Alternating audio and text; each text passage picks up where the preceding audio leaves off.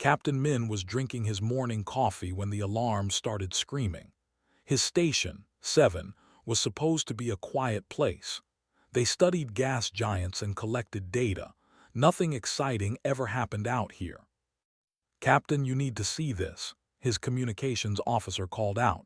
Her voice was shaking. Min ran to the command center. On the main screen, he saw something impossible. A massive ship was tearing through space, leaving a trail of fire and debris behind it. The ship was falling apart. Pieces of metal were spinning off into the darkness. "What is that?" Min asked. "Unknown design," the officer replied. "I've never seen anything like it. And Captain, there's more. 3 warships are chasing it." Dr. One rushed into the command center. She was the station's head scientist, and she loved mysteries, but even she looked worried. "Are those weapons firing?" she asked. They were. Bright beams of energy shot from the pursuing ships, hitting the damaged vessel again and again. The strange ship was trying to escape, but it was too slow, too broken. "They're sending a distress signal," the communications officer said. "It's not in any language we know, but the computer is trying to translate." The screen flickered. Broken words appeared: help, children, dying, mercy. Min felt his chest tighten. He looked at the damaged ship again. He could see atmosphere venting from holes in its hull. That meant people were dying in there right now. "Sir, the warships are hailing us," the officer said. "They're transmitting in our language." A face appeared on the screen. It was reptilian with dark scales and cold yellow eyes. "Human station, this is commander of the Dominion. The vessel you see is carrying criminals. Do not interfere. Do not provide aid. This is your only warning." The transmission ended before Min could respond. "What do we do, Captain?" one asked quietly. Min looked at his crew. They were all watching him. He thought about his orders from Earth Command. Don't make trouble. Don't start conflicts with unknown species. Stay neutral. Then he thought about the word he'd seen on the screen: children. "Bring that ship into our docking bay," he said. "Now." "Captain, that's a direct violation," someone started. "I know what it is," Min interrupted. "Do it anyway." The damaged vessel limped toward their station. Engineer was already suiting up. "I'll get the bay ready," he said. "If that thing explodes while docking, we're all dead." "Then make sure it doesn't explode," Min replied. The warships moved closer, forming a blockade. Commander appeared on the screen again. His eyes were furious. "Human, you are making a grave mistake. Those are refugees. They stole technology from us. They must be punished." "They're asking for help," Min said calmly. "We're giving it." "Then you will share their fate," hissed. The transmission cut off. The strange ship entered the docking bay, worked frantically, extending emergency supports and connecting power lines. The moment the airlock sealed, the ship's engines died completely. One grabbed her medical kit. "I'm going in," she said. "I'm coming with you," Min said. They entered the alien ship together. The smell hit them first, burning metal and something sweet and wrong. The corridors were filled with smoke. Bodies lay everywhere. Some were moving weakly. Others weren't moving at all. "Oh no," one whispered. The aliens were reptilian but different. Their scales were lighter, almost silvery. Their eyes were larger and gentler. One of them, an older one with scars across his face, crawled toward them. "Please," the alien said in broken English. The young ones are in the back." One ran deeper into the ship. Min helped the alien stand. "What happened?" he asked. "Our world, they destroyed it," the alien said. His voice was full of pain. "We wouldn't give them our research. They killed billions. We escaped with 847. Now less." Min felt sick. "Who did this?" They destroy anyone who says no." One's voice came over the radio. "Min, get medical teams in here now. I have children dying." The next 48 hours were chaos. One didn't sleep at all. She worked with the alien medic, a gentle being named, trying to figure out how to treat injuries in bodies she'd never seen before. The station's small medical bay was overflowing. They put patients in the hallways, in storage rooms, anywhere they could find space. Was everywhere at once. He fixed the alien ship's life support. He jury-rigged the station's shields to hide both vessels from scanners. When a small child started dying because their blood couldn't carry oxygen in human atmosphere, gave them his personal oxygen tank, and spent 6 hours breathing through an emergency mask. The crew voted unanimously to go on half rations so they could eat. Nobody complained. On the third day, the warships returned with reinforcements. 12 ships now surrounded the station. Commander's face filled the screen again. "Human Captain, your government has been contacted. They order you to release the criminals immediately." Min looked at one. She was covered in alien blood, exhausted, but her eyes were fierce. He looked at, who had burns on his arms from repairing the ship's reactor. He looked at his crew, who had all volunteered to risk everything. "No," Min said simply. "You will be destroyed," warned. "Maybe," Min replied, "but you'll have to destroy this station to get them, and this station belongs to Earth. That means you'll be starting a war. Are you ready for that?" The screen went dark. For 10 minutes nothing happened. The crew held their breath. The ships could destroy them in seconds. Everyone knew it. Then slowly, the warships turned and left. That evening, Elder, the leader of the, asked to speak with Min 1, and the old alien was injured badly, but he insisted on standing. "You saved us when you had every reason to let us die," said. His voice was formal, important. "You shared your food when you had little. You gave your air to our children. You risked your lives and your futures." Raised his hand. His palm began to glow with soft blue light. "In my culture, this is sacred. I mark you with the symbol of blood debt. It means your debt to us can never be paid. It means our debt to you can never be paid. It means your children and our children are bound forever." He pressed his glowing palm to each of their foreheads. The light sank into their skin, leaving a faint mark that shimmered when the light hit it right. "What does this mean?" one asked. Smiled sadly. "It means that we'll remember. We will always remember. And someday when you need us we will come, even if it costs us everything." Min didn't know what to say. It seemed like such a big promise for such a small thing. They had just done what was right. 3 weeks later, Earth Command formally reprimanded the crew of 7 for creating a diplomatic incident. But they didn't punish them further. They were given asylum in Earth territory. They scattered to small colonies, rebuilding their civilization from almost nothing.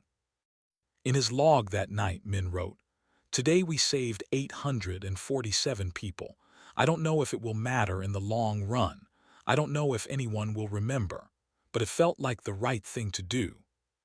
He had no idea that those words would change the galaxy forever. 180 years had passed since the rescue at 7. The station still existed, now a museum that few people visited. Captain Min had died decades ago, remembered by his family but forgotten by history. Dr. One, an engineer, were gone too. Their stories had faded like old photographs.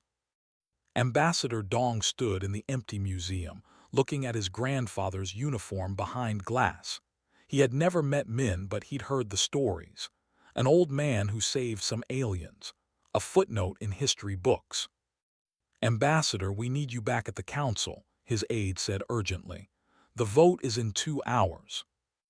Dong sighed. The vote wouldn't matter. He already knew how it would go. The galaxy had changed so much in 180 years. The Dominion had grown into a massive empire. They controlled 40% of known space. Hundreds of species bowed to them now. They had become what everyone feared most, too big to fight, too powerful to resist. Earth had gone the opposite direction. The Golden Age had ended. Economic problems, political fights, colonies wanting independence. Humanity was fracturing. They were still respected, but barely. They were still safe, but only because fighting them wasn't worth the trouble yet. Until now. At the Galactic Council, Dong stood before representatives of 2,000 species. His hands were shaking, but he kept his voice steady. "The Dominion has given Earth an ultimatum," he said. "We must surrender 12 colony worlds or they will take them by force. 3 billion humans live on those worlds. They will be enslaved or killed." The council chamber was silent, not uncomfortable silence, bored silence. This had happened before to other species. It would happen again. "I'm asking the council to stand with Earth," Dong continued, "to show that might doesn't make right, to prove that the principles we claim to believe in actually mean something." A representative from the Republic stood up. "Ambassador, we understand your situation, but they are too powerful. Fighting them would be suicide." "Then sanction them, condemn them publicly, something."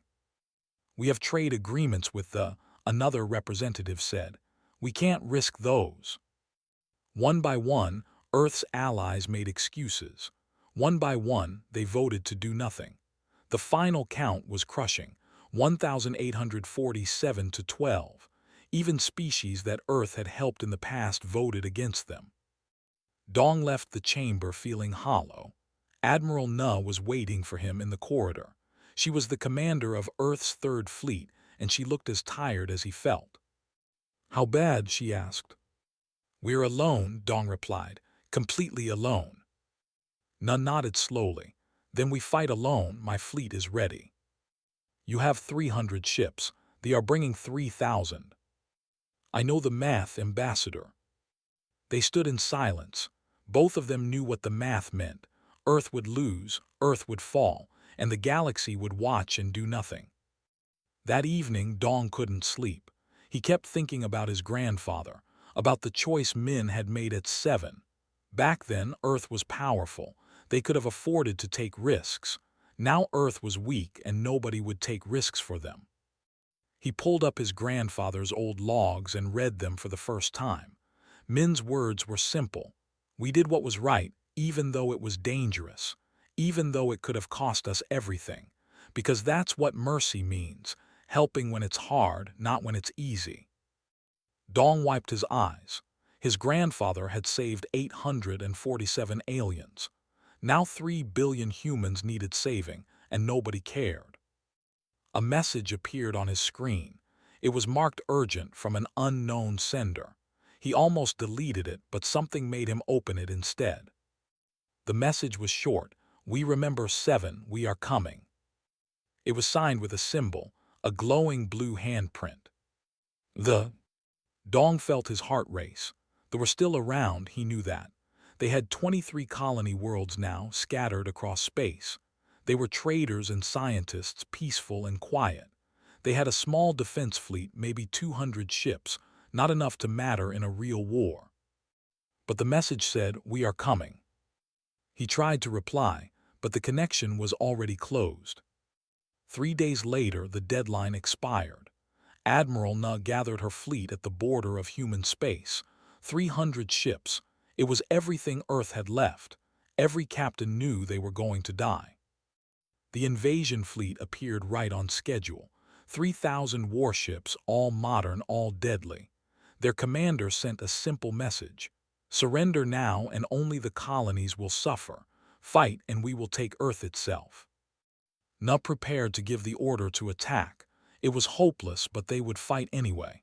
At least Earth would die with dignity. Then something impossible happened. 2,000 more ships appeared. They came out of jump space all at once, surrounding the human fleet. But they weren't ships. They were vessels. Military ships, cargo ships, passenger liners, science vessels, everything they had. Every single ship they owned. At the front was a massive colony ship. A message came from it. "This is Elder of the We Stand with Earth." Na stared at the screen. "This is Admiral Na. Elder, you don't have to do this. This isn't your fight." "Yes, it is," replied. Her voice was old but strong. 180 years ago, your people saved us. They had nothing to gain and everything to lose. They did it anyway. Today, we do the same. But the surprises weren't over. More ships appeared. Dozens of species that Na had never heard of. Small civilizations, weak ones, the kind that usually hid from the. This is the alliance, we stand with the.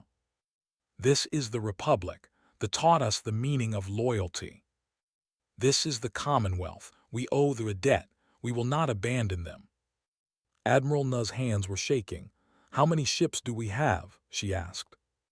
Her tactical officer counted rapidly. 4,200, ma'am, we outnumber the.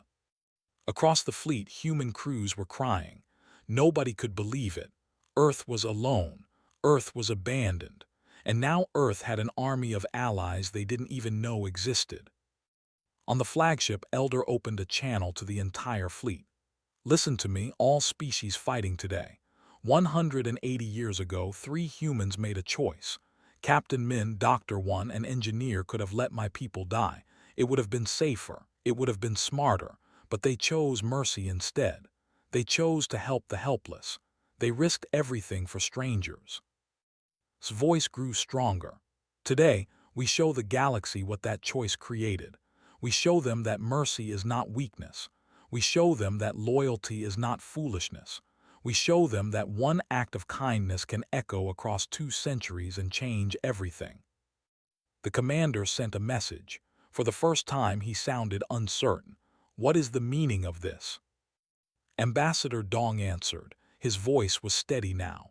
It means you made a mistake. You thought Earth was alone. You forgot that 180 years ago we made friends, real friends, the kind who remember. They are weak, the commander said. These species are nothing. We will destroy you all. Then try, Na said. The fleet attacked. The battle of the Outer Rim had begun, and the galaxy was watching. The first wave of missiles filled the space between the fleets like a metal storm. Admiral Na watched them come, thousands of weapons programmed to kill. Her finger hovered over the defense button. Before she could press it, the fleet moved forward. Every single ship positioned itself between the human vessels and the incoming fire. They became a living shield. What are they doing? Na whispered. The missiles hit. Ships exploded in bright flashes. 10 ships gone in seconds, 20, 30. But behind them the human fleet was untouched. All ships returned fire, Na shouted into her comm. Don't let their sacrifice be wasted. The combined fleet launched their own attack.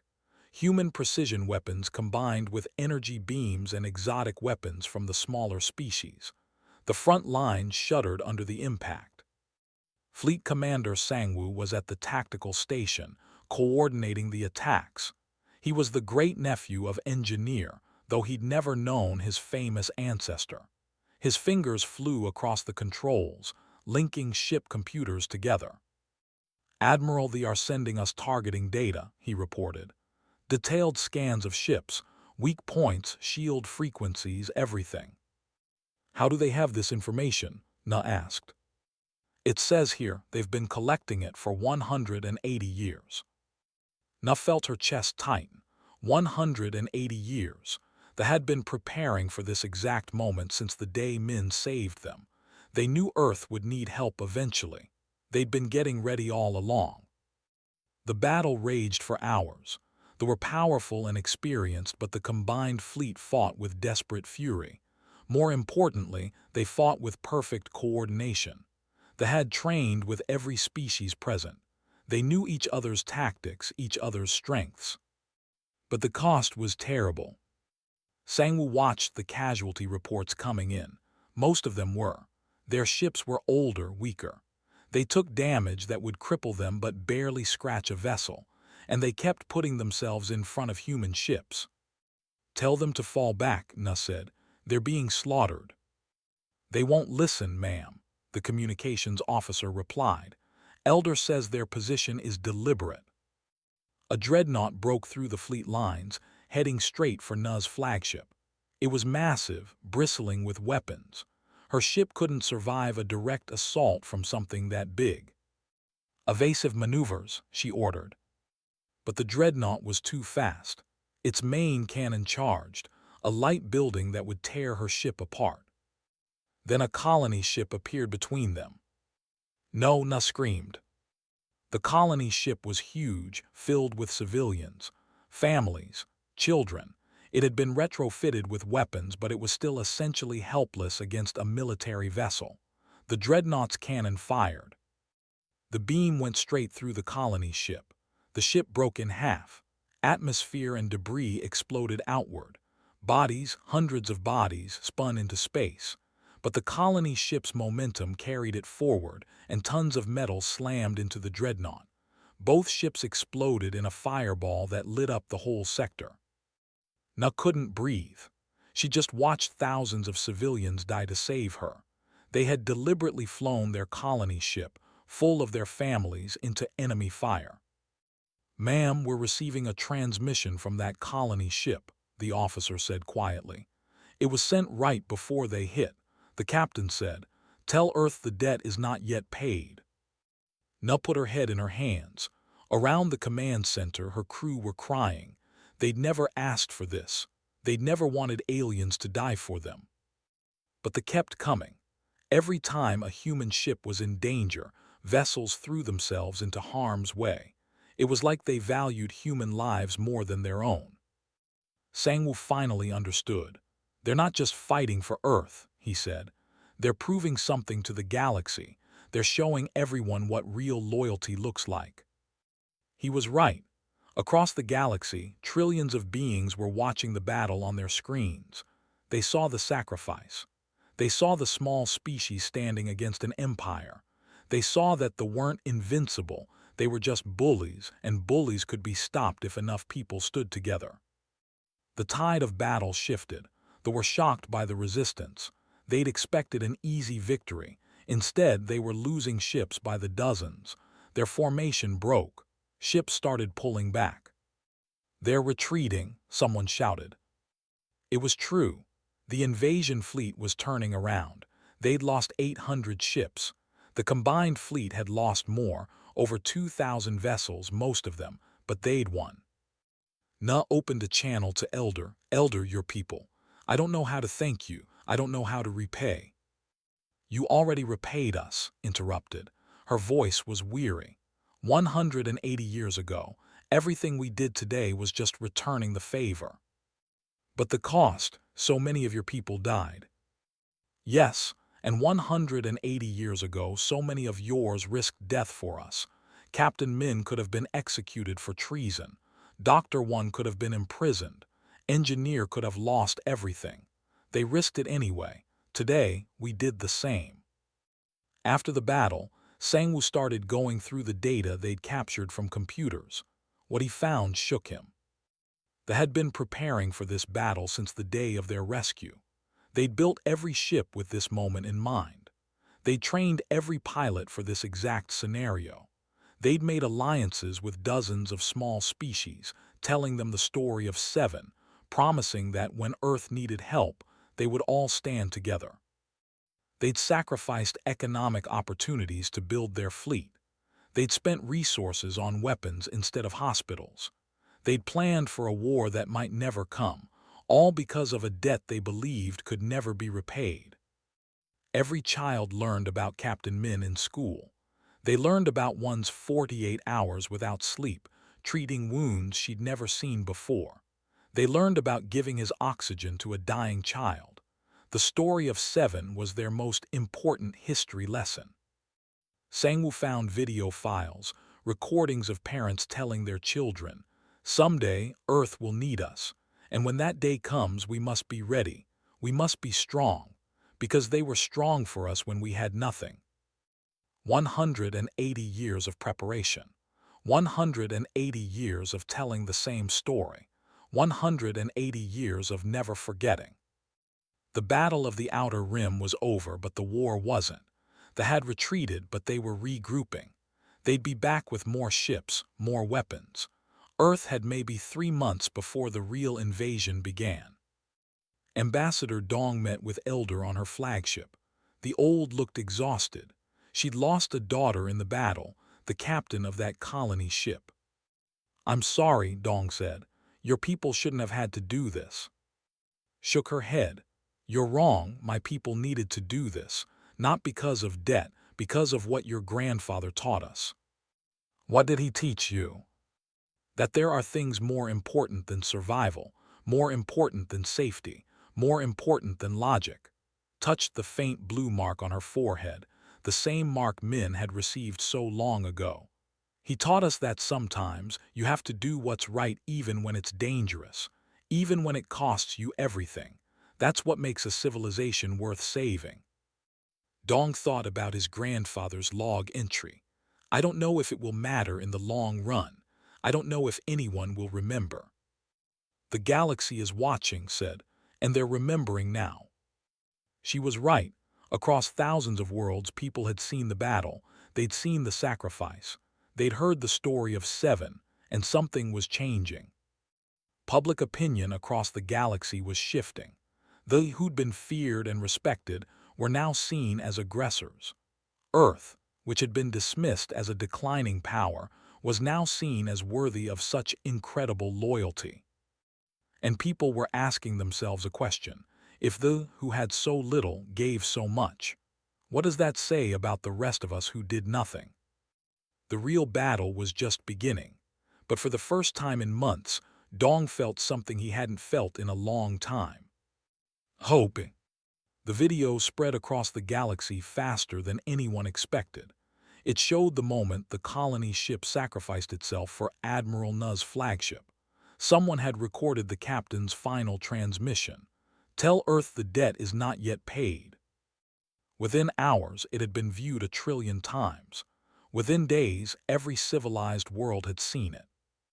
Ambassador Dong stood in his office, watching news reports from across the galaxy. Every channel was showing the same thing: debates about loyalty, discussions about the meaning of the battle, arguments about what they had tried to do. Ambassador, you have messages from 47 different governments, his aide said. They all want to talk. 3 weeks ago, nobody would talk to him. Now everyone wanted his attention. The first message was from the Republic, the same government that had refused to help Earth at the Council. Their Prime Minister appeared on screen, looking uncomfortable. Ambassador Dong, the Republic wishes to formally apologize. We were wrong to abandon Earth. We would like to discuss joining your coalition. Dong wanted to be angry. He wanted to tell them it was too late, that Earth didn't need fair-weather friends. But he was a diplomat, so he simply said, "We'll consider your request." The next message was similar, and the next, and the next. 17 major governments wanted to switch sides. They'd all watched the battle. They'd all seen the public outrage on their own worlds. Their citizens were demanding they stand with Earth. But the most important message came from a species Dong barely knew, the Collective.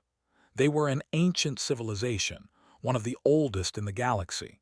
They'd been neutral for thousands of years, never taking sides in conflicts.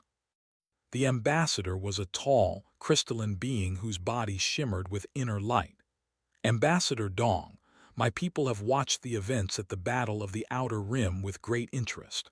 We would like to know more about this incident at 7. Dong told the story. He explained how his grandfather and 2 other humans had saved 847 refugees, how they'd risked their careers, their lives, their futures for strangers. The ambassador was silent for a long moment. Then she said, "We have a saying, the tree is known by its fruit. For 180 years, we have watched the galaxy operate on principles of power and self-interest. We thought this was simply how civilizations behaved. But the humans of 7 showed different fruit, and by remembering, showed that this fruit could grow and spread." "What are you saying?" Dong asked. "We are saying the Collective will stand with Earth. More than that, we will propose a new galactic treaty, the Covenant of. Any species that shows mercy should be protected, not punished. Any species that honors old debts should be respected, not exploited." Dong felt dizzy. They were one of the most respected civilizations in the galaxy. If they supported Earth, others would follow. And they did. Within a week, 43 governments had signed the preliminary covenant.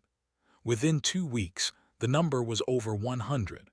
The galaxy was undergoing a philosophical revolution, all because people had watched the sacrifice themselves for an old debt. Captain Mi Young, Admiral Nu's daughter, was leading rescue operations in the battle zone. Her team was pulling survivors from wrecked ships and bringing them to medical facilities. The work was hard and dangerous, but Mi Young insisted on being there personally. Why? One of her crew members asked. You're a captain, you could delegate this. Mi Young looked at the broken ship in front of them. These people died for my mother, for Earth. The least I can do is save the ones who are still alive. During one rescue, they found a data core that had survived. Mi Young brought it back to Earth Intelligence for analysis. What they found shocked everyone. They hadn't just remembered Earth. They'd been secretly helping humanity for decades. They'd funded human schools. They'd provided scholarships to human students. They'd shared technology through intermediaries. They'd propped up human businesses during economic downturns. All of it done quietly, anonymously. They hadn't wanted credit, they just wanted to help. How much money are we talking about? Mi Young asked the analyst. Over the last 180 years, approximately 6 trillion credits, and that's just what we can verify. 6 trillion credits. That was a significant portion of the entire economy. They'd spent nearly everything they had, not on themselves, but on the species that once saved them. The data core also contained something else, detailed records of atrocities. For 180 years, they had been quietly documenting every crime they committed, every world they destroyed, every species they enslaved, every promise they broke. Ambassador Dong released these records to the public. The galaxy was horrified. People had known they were aggressive, but they hadn't known the full extent of it. They had committed genocide 17 times. They destroyed civilizations that were too weak to fight back and buried the evidence. Public opinion turned completely. They went from feared empire to hated tyrants overnight. At the Galactic Council, Dong stood before the same representatives who had abandoned Earth 3 weeks earlier. This time, he didn't ask for help. He didn't beg. He simply told them a story. 180 years ago, my grandfather made a choice. He chose to help people who couldn't help themselves. He chose mercy over safety. He chose to do what was right, even when it was hard. And because of that choice, 847 people lived. Dong paused, looking at each representative. Those 847 people built a civilization based on one principle: never forget kindness. For 180 years they remembered. They taught their children to remember. And when Earth needed them, they came. They gave everything. The chamber was completely silent now. The galaxy watched them die for us. You all watched. And now you have to ask yourselves a question. What kind of civilization do you want to be? One that lets mercy be punished, or one that rewards it? The vote was called. The resolution was simple: economic sanctions against the military support for Earth and formal adoption of the Covenant of. The final count: 1,923 in favor, 47 against. Earth wasn't alone anymore. They sent their ambassador to negotiate. He appeared on every major broadcast channel, his reptilian face carefully neutral. The Dominion is willing to discuss terms. We will withdraw from Earth territory in exchange for. No, Dong interrupted. He was done negotiating with bullies. You will withdraw from Earth territory. You will pay reparations to the. You will accept permanent monitoring of your military, and you will acknowledge your crimes publicly. Those terms are unacceptable, the ambassador hissed. Then the coalition of 200 species currently surrounding your home system will make them acceptable. It was true. While the galaxy had been watching the diplomatic efforts, the military coalition had been growing. 200 species had contributed ships. The combined fleet now numbered over 10,000 vessels, and they were positioned at every major stronghold. They could fight, but they would lose. For the first time in their history, they faced an enemy they couldn't defeat. The ambassador's scales turned pale. "You have made an enemy for 10,000 years, he said quietly. "No," Dong replied. "We made 10,000 enemies into friends. You just didn't notice until now." The transmission ended. That night, Dong stood in the Seven Museum again. The uniform behind the glass looked the same, but everything else had changed. Elder found him there. She moved slowly now. The battle had aged her. "Do you think your grandfather knew?" she asked. "When he saved us, did he know it would lead to this?" Dong shook his head. "No, he just did what he thought was right. He didn't do it for rewards or because he wanted something in return. He did it because people needed help." Smiled. "That's what makes it matter. Mercy given for reward is just business. Mercy given for nothing is what changes the world." They stood together in silence, looking at the display. A simple uniform, worn by a simple man who made a simple choice, and that choice had reshaped the galaxy. "My daughter died for Earth," said quietly. "She knew she would. She chose to anyway, just like your grandfather chose. That's his real legacy, teaching us that some things are worth dying for." Dong felt tears on his face. "I wish I could have known him." "You do know him," replied. "You're standing in his museum, fighting his fight, making his choices. He's alive in everything you do." Outside the museum, the galaxy was changing. Species were writing new laws based on the covenant of. Children were learning about Min, one, and in schools across 1,000 worlds. The story of seven was becoming legend. And in the darkness of space, human and ships flew side by side, so perfectly synchronized they seemed like one fleet. Two civilizations bound together by an old debt and an older promise. We will remember. 23 years after the Battle of the Outer Rim, Ambassador Dong was an old man. His hair had turned white, his hands shook when he held his coffee, but his mind was still sharp and his memory was long. He stood on the observation deck of a new space station. Below him, a planet spun slowly new, the first joint colony built by humans and together. Cities dotted the surface, mixing human architecture with designs. It was beautiful. A young approached him. She couldn't have been more than 20 years old by human standards.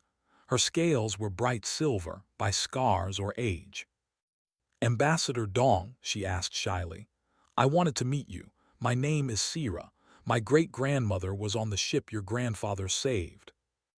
Dong smiled. "Which one was she?" "She was only 5 years old.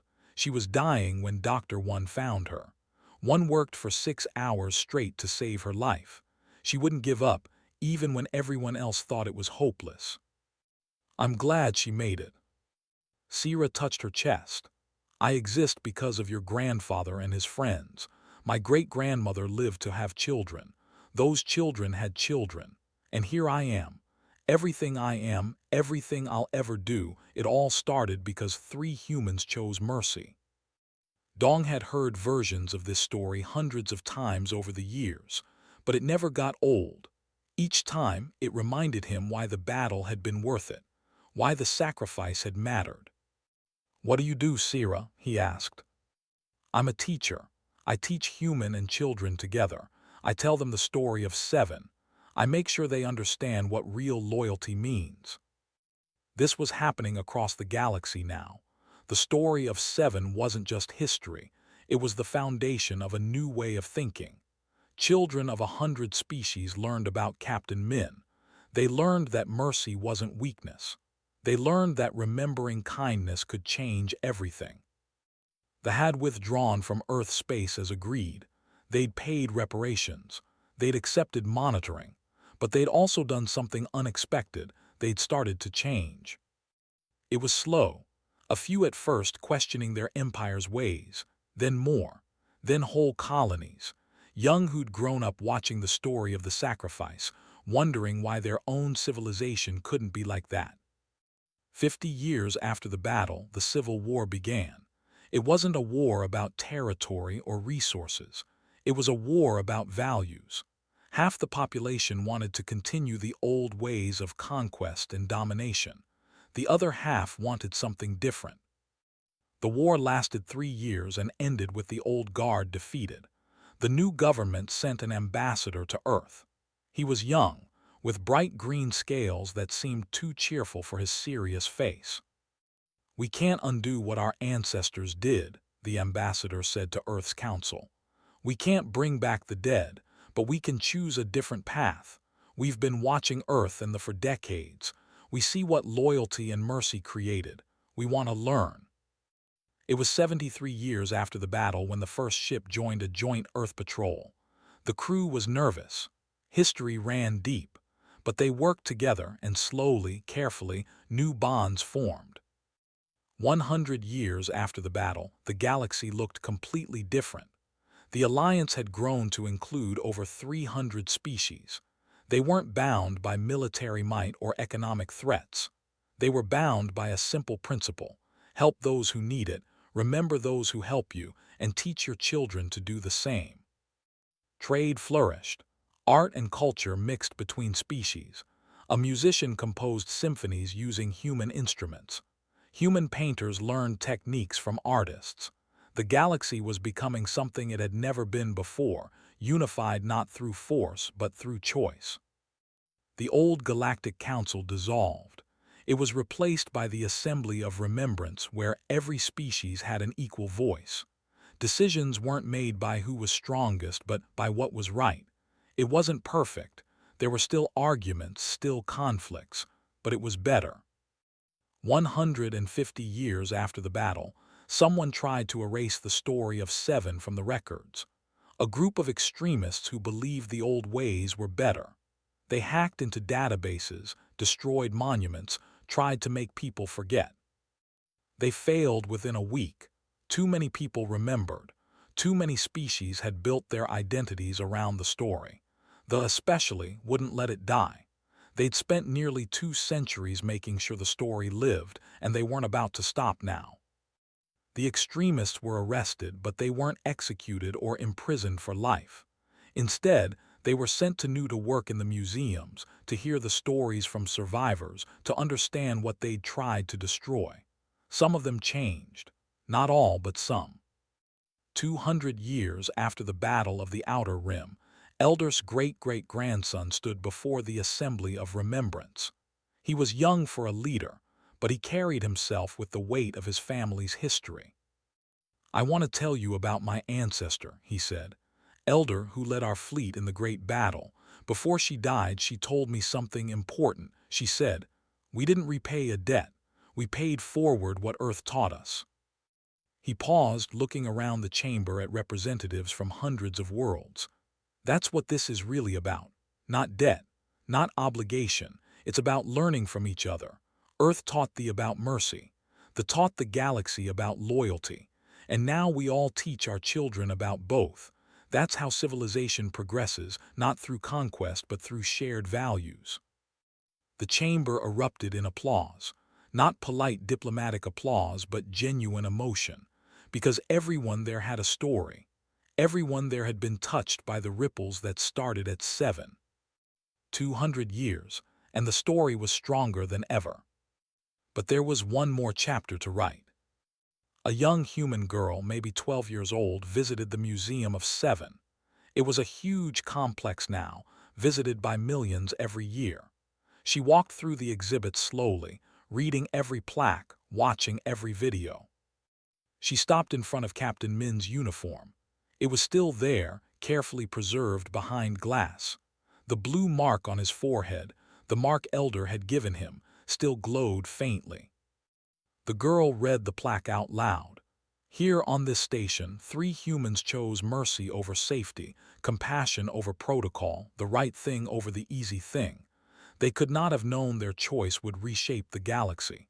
They did it anyway. That is humanity." Below it was another message in script. The museum computer helpfully translated, "And we will never let the galaxy forget what they did for us. Never." A museum guide approached her. He was, his green scales marking him as one of the new generation. "Do you have questions?" he asked gently. Yes, the girl said. Why? Why did they do it? They could have just said no, they could have stayed safe. Why did they risk everything? The guide smiled. It was a question he heard often, because they understood something important. They understood that who you are isn't determined by what you have or how strong you are. It's determined by what you do when someone needs help. Captain Min and his friends chose to be people who help, and that choice echoed. Echoed. Yes, it echoed through the who remembered. It echoed through their children who honored the memory. It echoed through species who watched the battle of the Outer Rim. It echoed through governments that signed the Covenant of. It echoed through people like me, who grew up hearing this story and wanting to be different from our ancestors. The guide pointed to a wall covered with names, millions of them. Every name on this wall is someone who lived because of what happened here. People saved by the who were saved by humans. Children born because their parents survived. Civilizations that exist because they were shown mercy. It all traces back to 3 people who chose kindness. The girl was crying now. I want to be like them, she whispered. Then be kind, the guide said simply. Help someone who needs it. Don't think about rewards or recognition. Just do it because it's right. You'll never know how far the ripples will spread. The girl nodded and wiped her eyes. She took one last look at the uniform, committing it to memory.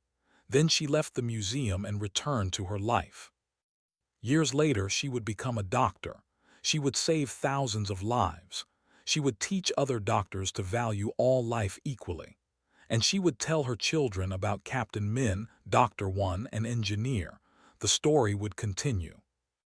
In the far reaches of space, human and ship still flew together. Their formations were so tight, so coordinated, that aliens who didn't know the history couldn't tell which ships belonged to which species. They moved as one, 2 civilizations who had become something more than allies. They had become family. On a distant colony world, a mother told her child the story of 7. The child asked, "Did the humans ever forgive us for trying to kill the?"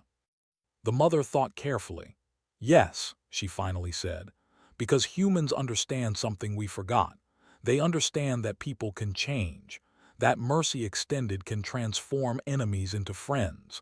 They showed us that it's never too late to choose a better path." On Earth, in a quiet cemetery, there were 3 graves side by side. Captain Min, Dr. One, Engineer. They died long ago, their bodies returned to the soil of their home world. But their names lived on. Every child in the galaxy knew them. They were more than people now, they were symbols of what all sapient beings could aspire to be. On each grave, someone had left a small blue crystal. They glowed faintly in the darkness, just like the marks Elder had given them 200 years ago. The crystals were left by visitors who made pilgrimage to Earth, keeping a tradition that would never end. One crystal had a note attached. It read, "Thank you for saving us. Thank you for teaching us. Thank you for showing the galaxy what mercy looks like. We remember. We will always remember."